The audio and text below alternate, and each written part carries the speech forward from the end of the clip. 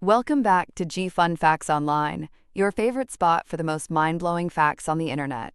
Today, we're diving deep into a problem that's piling up faster than you can say new smartphone, electronic waste, or e-waste. And trust me, the solution we're exploring is something you'd never expect.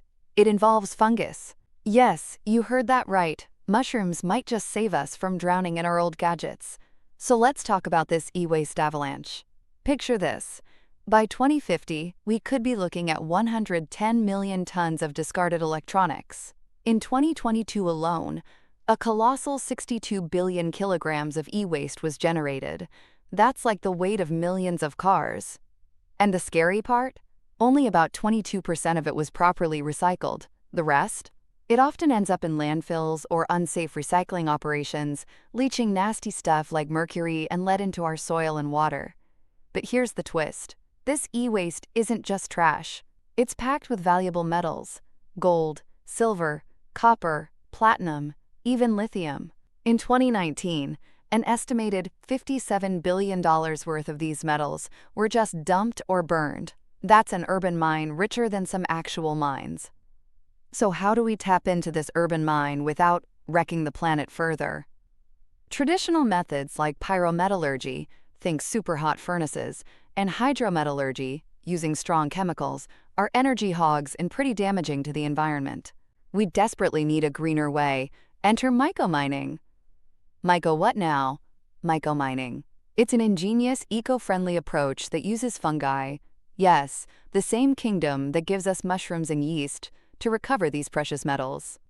It's a blend of mycoremediation, which is using fungi to clean up pollution, and phytomining, using plants to extract metals. Fungi are like nature's tiny alchemists, capable of mobilizing and immobilizing metals. So how do these fantastic fungi work their magic?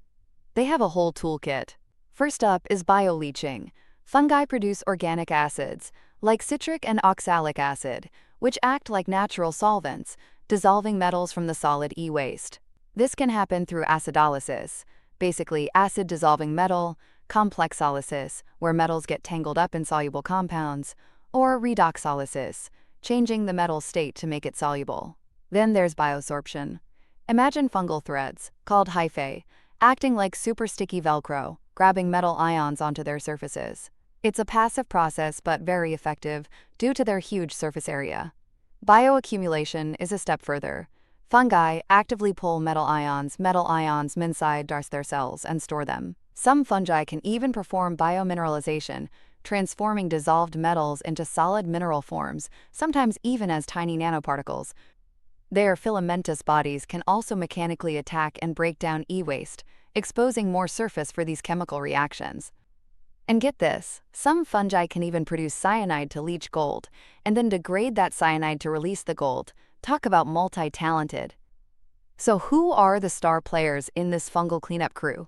Species of Aspergillus, like Aspergillus niger, are famous for pumping out organic acids, making them great at leaching copper, nickel, gold, and indium. Penicillium species are also acid-producing powerhouses, good for copper, nickel, lithium, and cobalt. Trichoderma species are in on the bioleaching action too. And then there are manganese-oxidizing fungi, which can actually cause metal oxides to precipitate right onto their biomass, making recovery more direct. Scientists aren't just relying on nature, they're engineering these fungi for even better performance. This includes genetic engineering to boost acid production or metal tolerance, optimizing their living conditions like pH and temperature, and designing special bioreactors to scale up the process. They're also constantly on the hunt for new superstrains from extreme environments. Why should we be excited about shifting to myco-mining? The advantages are huge. It's eco-friendly, producing less hazardous waste and emissions. It uses less energy because fungi work happily at room temperature. It can be more cost-effective since fungi are cheap to grow. There's even potential for selective metal recovery. Plus, it reduces landfill burden and champions a circular economy by turning waste into treasure.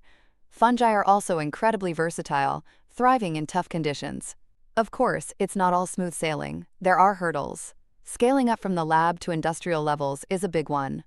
Bioleaching can be slower than conventional methods. We need to figure out what to do with the metal-laden fungal biomass afterwards.